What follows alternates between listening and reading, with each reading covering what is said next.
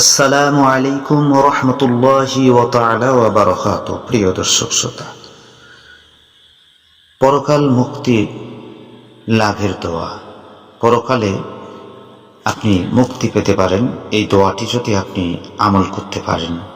হযরত আবু দারদা রাদিয়াল্লাহু তাআলা আনহু হযরত মুহাম্মদ সাল্লাল্লাহু আলাইহি ওয়াসাল্লাম হতে বর্ণনা করেছেন, যে ব্যক্তি এই দোয়া ফজর অথবা মাগরিবের পরে 7 বার পাঠ করবে, আল্লাহ তাআলা তাকে দুনিয়া ও আখিরাতের সমস্ত দুশ্চিন্তা থেকে নাজাত দান করবেন, সমস্ত সমস্যা তার সমাধান করে দেবেন।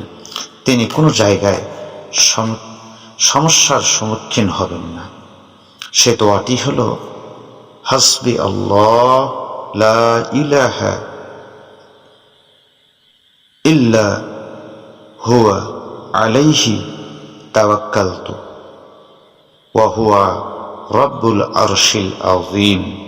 আমার সঙ্গে আপনারা করার চেষ্টা করবেন, হাসবি আল্লাহু লা ইলাহা ইল্লা হুয়া আলাইহি তাওয়াক্কালতু ওয়া হুয়া রাব্বুল আরশিল আযীম।